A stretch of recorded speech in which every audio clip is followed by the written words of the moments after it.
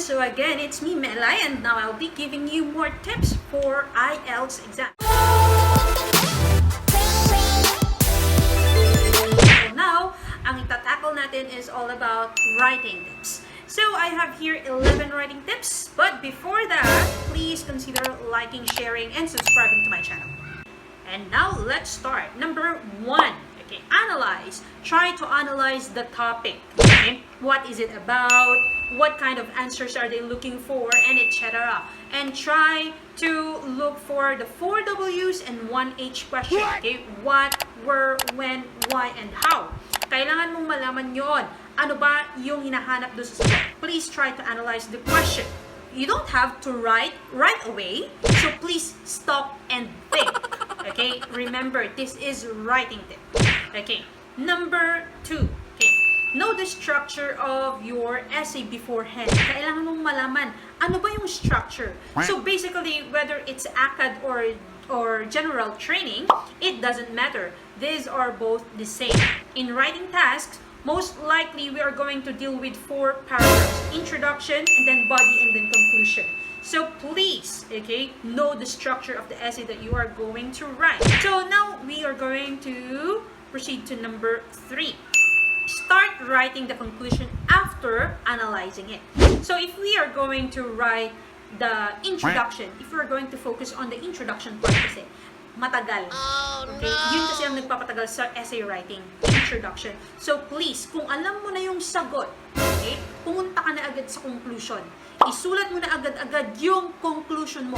I therefore conclude that I agree that blah blah blah blah blah blah blah blah. Okay? And then, makakaisip ka na while writing the conclusion, okay, makakaisip ka na ng reason mo.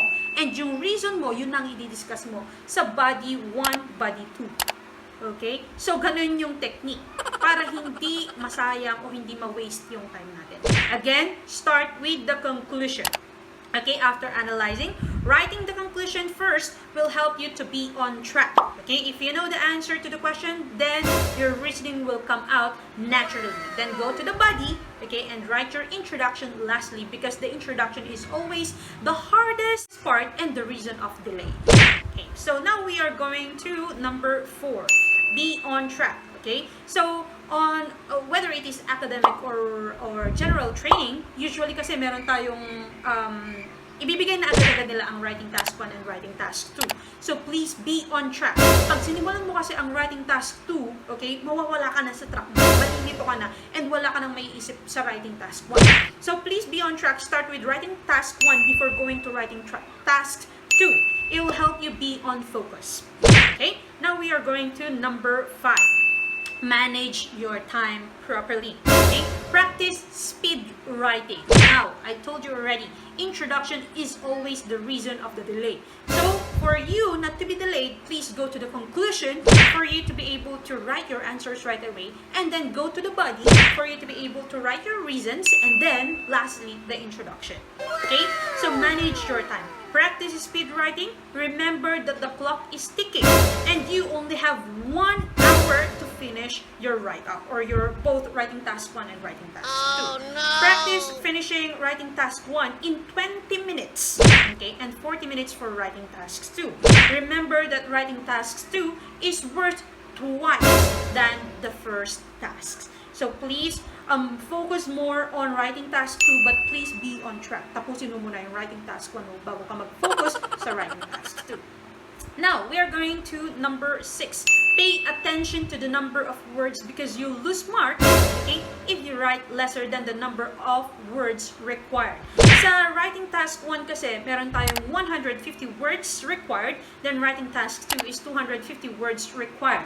Now, practice writing this way, okay? So, in one line, practice writing around 10 pataas na words. So, kapag nagkaroon ka na ng 25 lines, that's considered as 250. Para hindi ka malito at hindi ka na magbilang ng isa-isa pa. Okay? Try to write, okay, 10 words per line. Okay? And then try to practice writing 30 lines. Okay? So, that will keep you on track. Now, number 7, okay? To try to write more than 10 words in one line. Yun na yung number 7. Then try to number your papers from 1 to 30 or 1 to 28. Basta sobrahan mo siya sa 25. Kasi i-include pa pala natin yung spaces per paragraph. Okay? So if you're going to write from 1 to 28, merong 3 spaces. So meaning, meron tayong 25 na susulatin. Okay? So 25 times 10, that's 250 words na. So try to number your paper from 1 to 28, pero wag masyadong maliin. Tapos burahin mo na lang siya. Burahin mo na lang siya. Don't worry, for computer-based, makikita mo na agad-agad.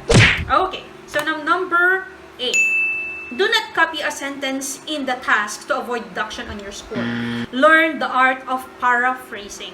Okay? You'll have the same and repeated ideas, but do not repeat what you already wrote. Paraphrase it. So, kasi kapag ka naisip mo na yung idea, paulit-ulit siyang babalik, try to think of another way of saying it. I-paraphrase natin siya. Kasi kapag ka paulit-ulit, again, 3 repeated phrases, okay, is already negative 0.5, which is a big impact. Okay, now let's proceed to number 9. Okay, read your thesaurus. Again, read your thesaurus. For you to learn, okay, for you to learn the art of paraphrasing, try to remember your synonyms. Okay, in that case, makakapag-paraphrase tayo. Okay, number 10. Always positive and formal words. Try not to include informal words. Kasi kapag ka nag-include tayo, medyo mawawala tayo sa wisyo or mawawala tayo sa focus. Okay? So always pay attention to your grammar and punctuation. And again, okay, always use positive and formal words. Now, lastly, okay, number 11. Don't memorize model answers. Please. This is a no-no. Kasi kapag ka memorize mo siya, may posibilidad na mablangko ka. Okay? So, examiners are trained to notice as well. Okay? Examiners are trained to notice them and you'll end up losing scores. So, try not to memorize model answers. Try to study, okay, your art of paraphrasing.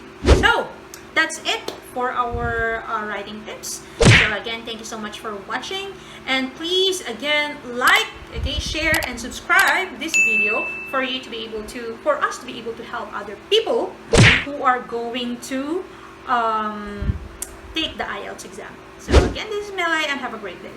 Bye bye.